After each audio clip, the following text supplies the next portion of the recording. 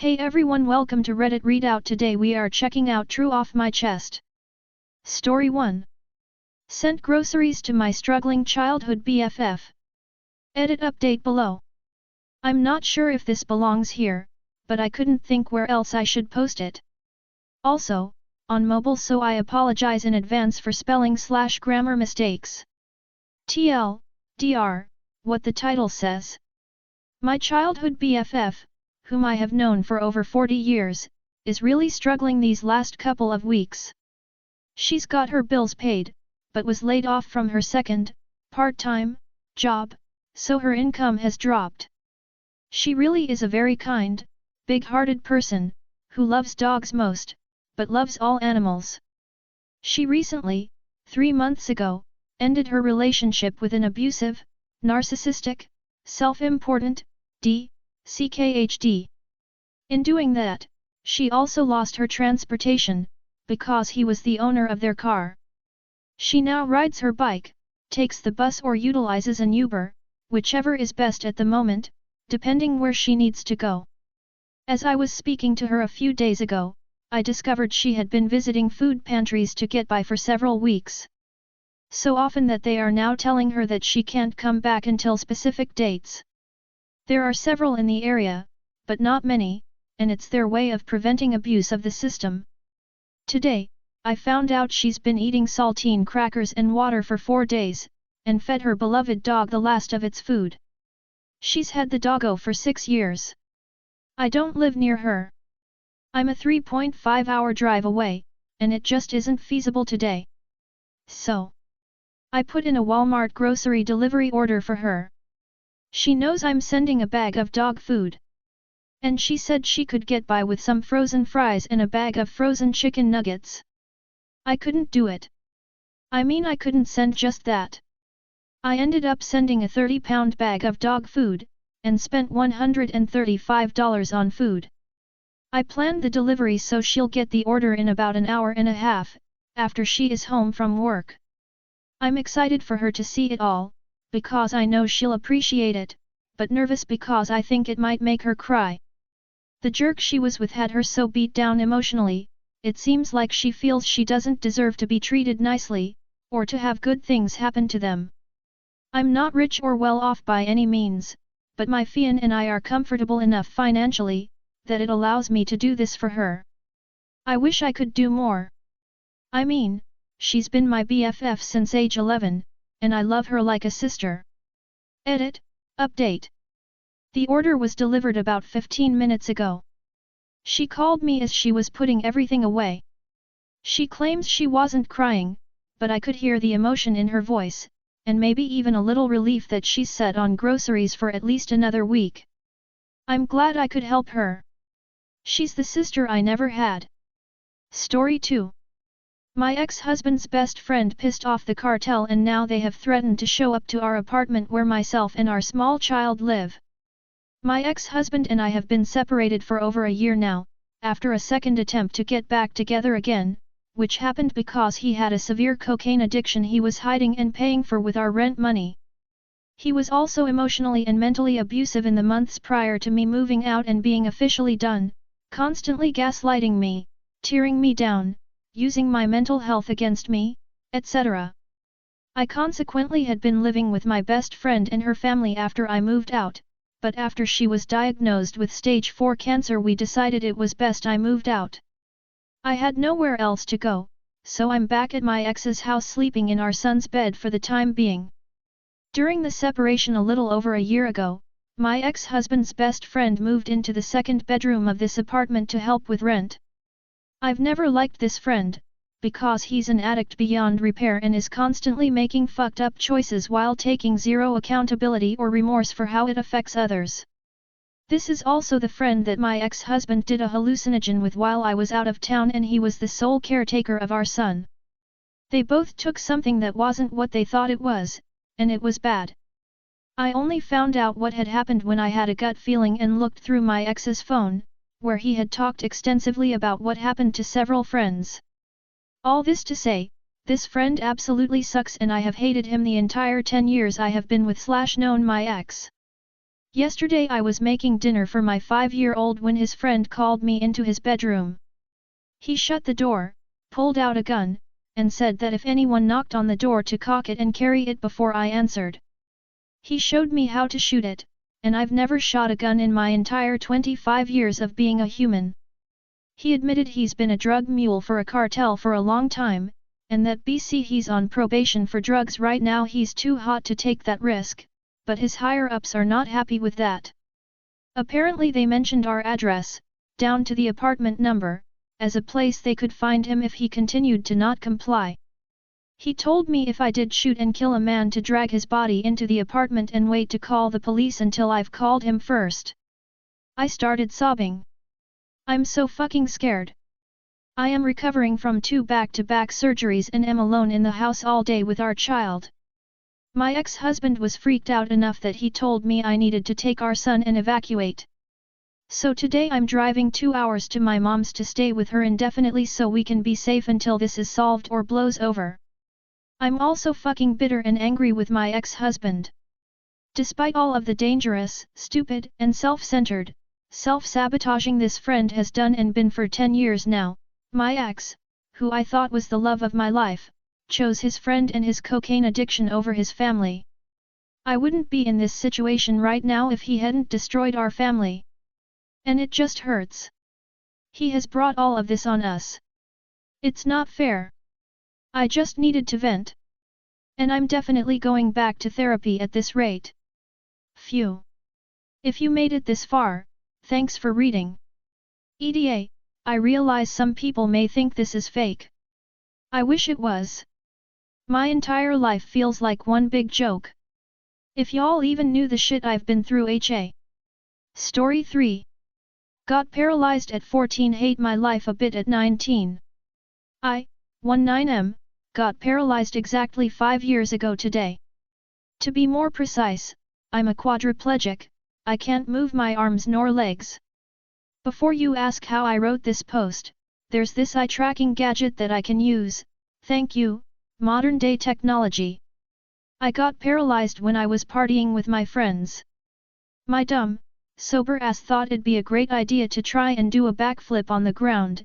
It had also rained, so the grass was wet, without any prior experience. Needless to say, I botched my landing and got to spend the next 5 months in a hospital. I've also been in rehab many times and do physiotherapy to this day. Apparently, due to the severity of my injury, much hasn't changed.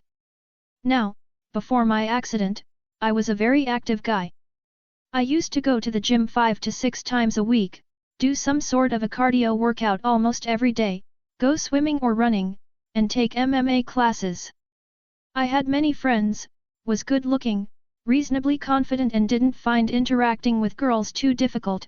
Although my looks boosted my confidence, I was still a bit shy. Today, though, I'm quite fed up with the way my life works. I used to live my life from school days to weekends, but now I live from bowel movement to bowel movement. I can't physically be spontaneous anymore, at least without either pissing or shitting myself. Most of my friends have moved away to continue with their studies or because of work. I feel a bit lonely, and although I still live with my family, I can't help but to feel like a massive burden on them. I envy my friends and people who got to spend the latter part of their teenage years like normal teenagers, partying.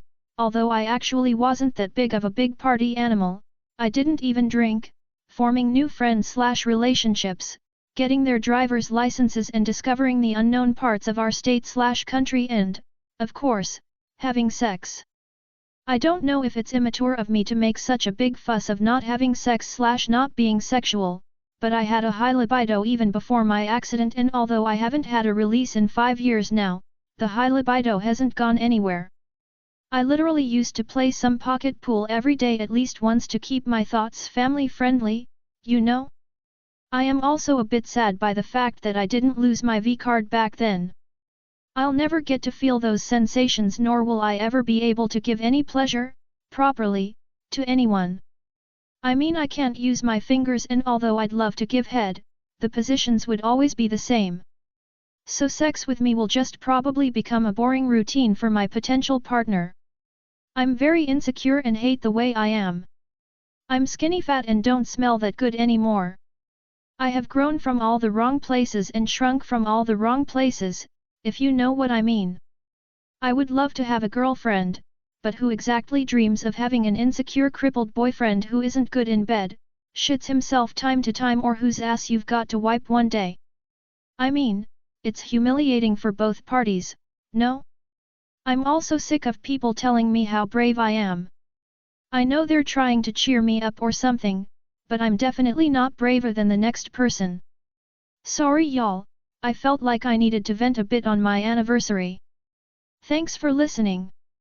Story 4. I hate this part of my life.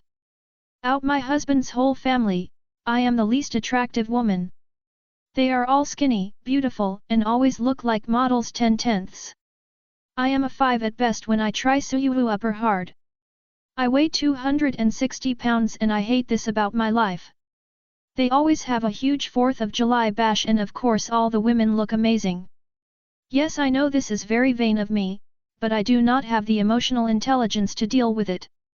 I am constantly suffering over this. Story 5. My ex still watches my house. I split up with my ex nearly 3 years ago. He was abusive, physically, mentally and sexually. We have a child together, so he's still in my life, sees his son for 2 hours every other week. I know he still watches my house because I popped out to see a friend last night and got a message asking if I was enjoying my drive. I wish he'd just leave me alone. I wish he'd just move on. I'm so glad I'm moving 300 miles away soon. He doesn't know where I'm going and won't be able to find me. I just want to feel safe.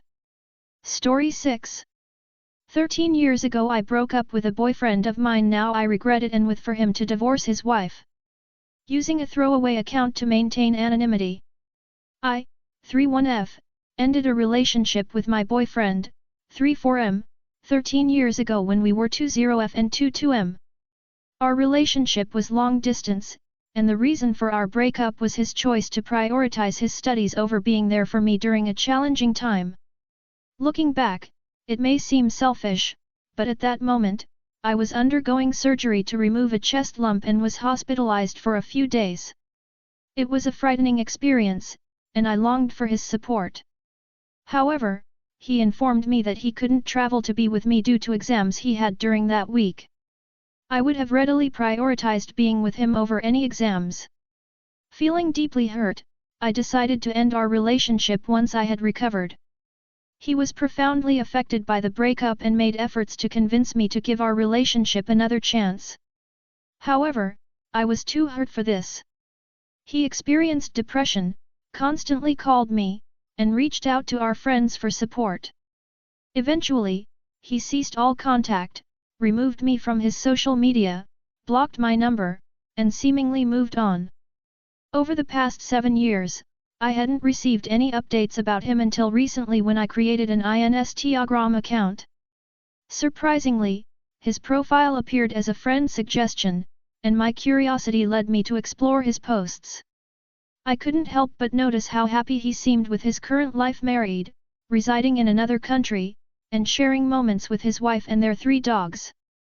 The genuine affection he expressed towards his wife in some of the pictures evoked feelings of intense jealousy within me.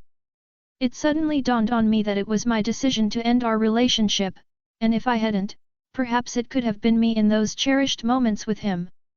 This realization hit me with overwhelming force. We still have mutual friends, and knowing that Instagram often portrays an idealized version of reality, I deliberately chose to seek further torment by reaching out to one of our close friends. I casually mentioned my discovery, expressing how nice it was to see that Kyle had married and built a life abroad. My friend disclosed that she had attended their wedding, describing it as a beautiful celebration. She also shared stories about how Kyle supported his wife when she battled severe depression during their dating period.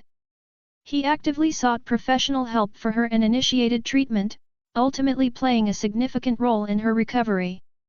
According to my friend, his wife hasn't experienced any depressive episodes or crises in the past 7 years. I was happy to know that, as I genuinely wanted Kyle to move on and find happiness with someone else.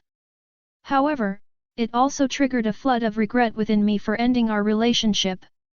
I find myself weeping uncontrollably because I now realize that I still love him. The bitterness and anger I harbored towards him for prioritizing his studies were nothing more than my own selfishness. In hindsight, it is evident that his need to focus on his exams and obtain his degree was entirely reasonable. Yet, my youthful and idealistic self, heavily influenced by romantic comedies and TV series, believed in an illogical notion. I wanted him to sacrifice everything for me, which he did not. Thus, I made the decision to break up with him, only to lament it years later. He is a remarkably caring individual, a devoted husband, and I am certain he will be an exceptional father as well. However, I cannot help but wish that it were me in those pictures alongside him, rather than his current wife. Secretly, I catch myself foolishly hoping for their marriage to end in divorce and irrational desire, I know. That's all for today. Please don't forget to like and subscribe.